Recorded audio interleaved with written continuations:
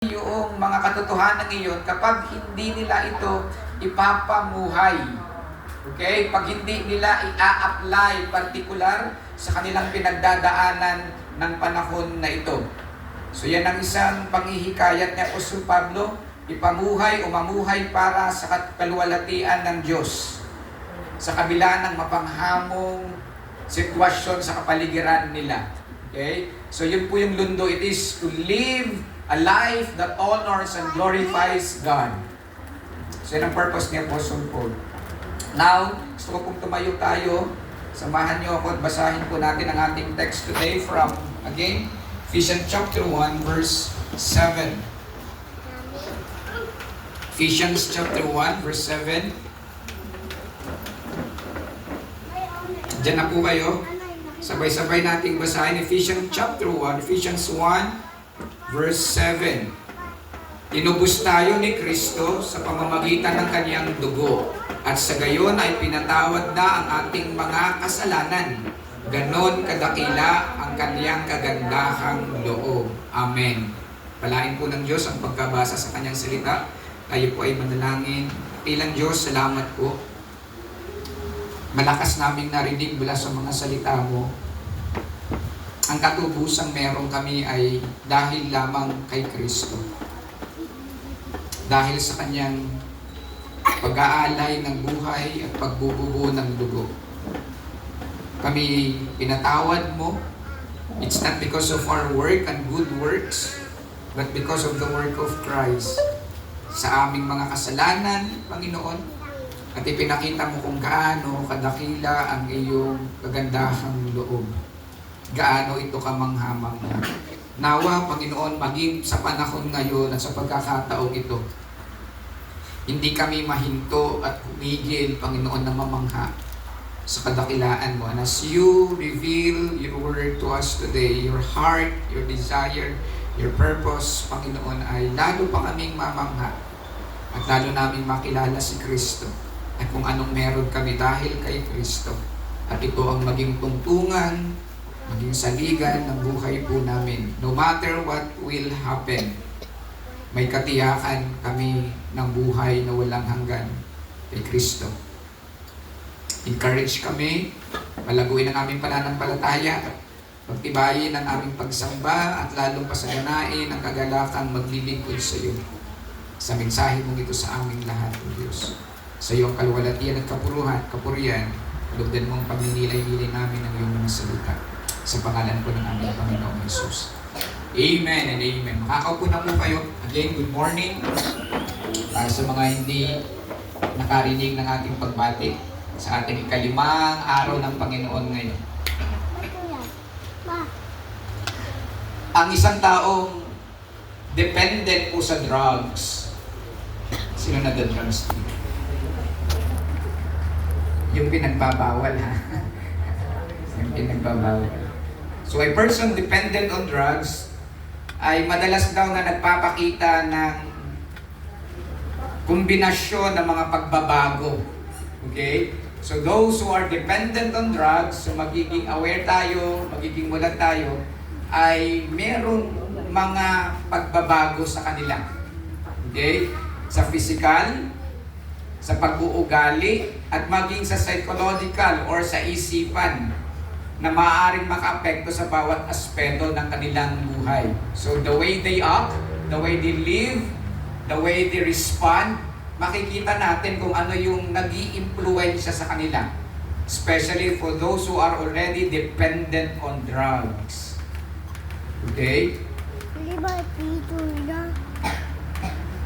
Mula sa kanilang pisikal at itsura, makikita natin na mayroong mga pagbabago. Tama? So, nare-recognize, nakikita natin. Why? Because of their dependency on drugs. Bagamat nag-iiba ang mga partikular na palatandaan batay sa gamot, depende sa kung ano yung gamot na tinitake at kung saan sila dependent, ay iba-iba yung particular na signs o palatandaan ng pag-iiba o magbabago. Kabilang sa mga pangkalahatang tagapagpahiwatig daw, ang kapansin-pansing mabilis, pangmatagalang pagbabago sa itsura, pakiramdam, at at pag-uugali. So bakit ko sinabi ito sa inyo?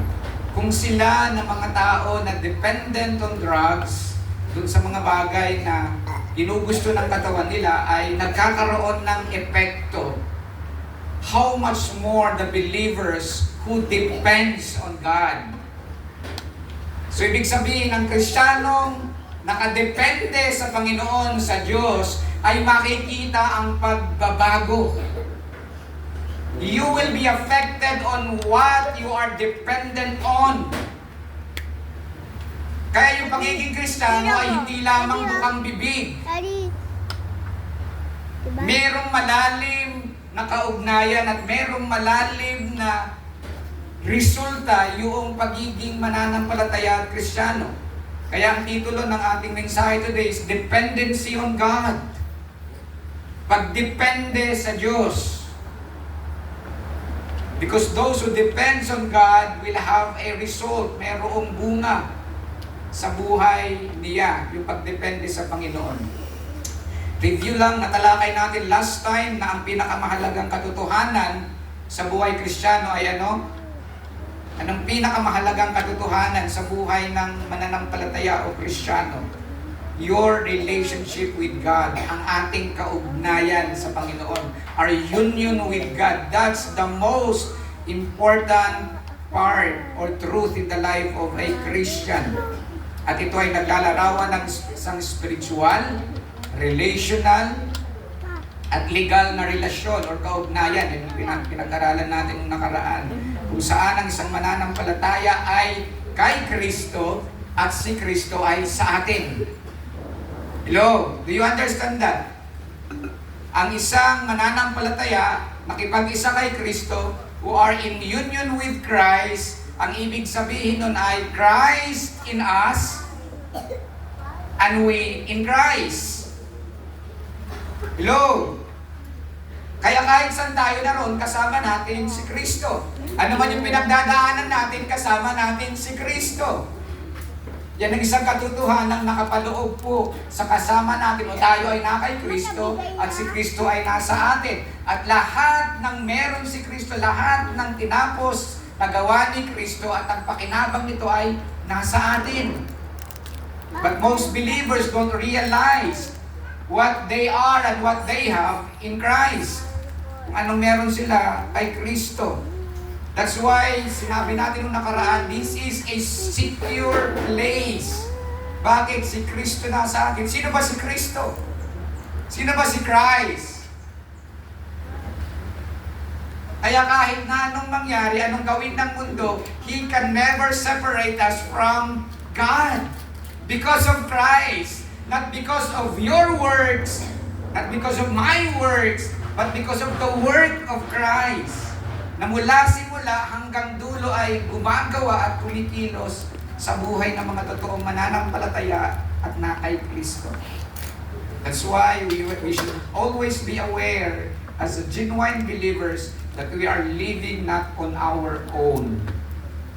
We are living with Christ. Alam ng Diyos ang ginagawa mo. Alam ng Panginoong Hesus ano yung puso mo. If your heart is far from Him, if your heart is going astray, alam niya yan kapag lumalayo ka. Alam niya kapag nangihina ka. Kaya nga gumagawa siya ng paraan para tayo pag-alabin sa ating pananampalataya. Why? Because He is in us. And we in Him. Natalakay natin nakaraan ano yung implikasyon ng ating pakikipag-isa kay Kristo. Naalala nyo? Ano yung implication ng tayo ay na kay Kristo? Meron tayong bagong identity, tama? Hello? Nakikilala ka ngayon, hindi dahil mayaman ka. Hindi dahil maganda ka, hindi dahil malaki ang sinasahod mo, marami kang pera. Hindi dahil sa titulo na meron ka. You will be known now because of Christ. That's why we are called Christian. We are connected to Christ. So meron tayong bagong pagkakakilanlan.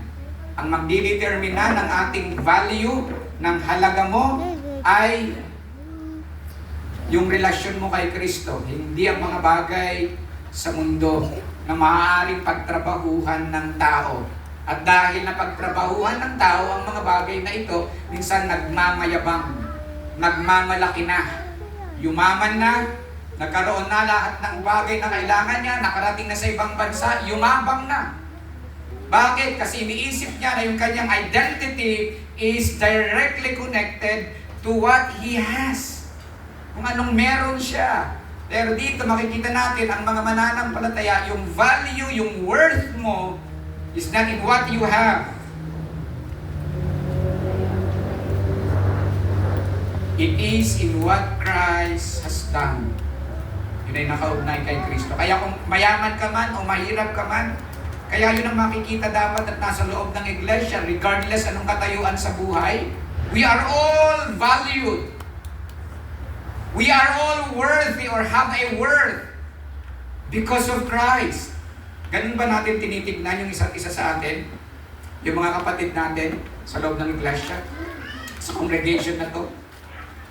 You have a value and you have a worth because of what Christ.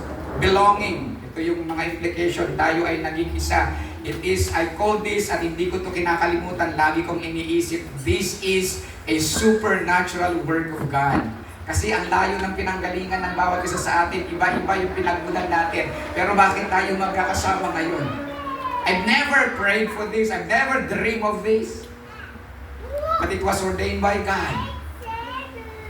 It was a supernatural work of God that we belong to each other. Magkakasama tayo, magkakakilala tayo. And again, sana, nawa, sa hirap at ginawa, ano man yung mangyari. Why? Because God has called us. That is our identity. Tayo ay pinag-isa ng Panginoon. Hindi po ako nagpaging isa sa inyo, sa atin, o sino pa man. It is God. Amen? It is God. So I want you to feel that. I want you to realize the truth.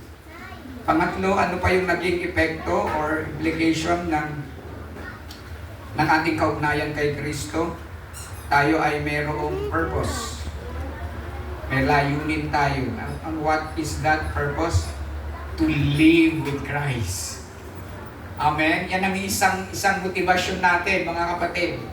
Na tayo ay mabubuhay with Christ. Yan ang mag-iingat sa ating pagkakaisa.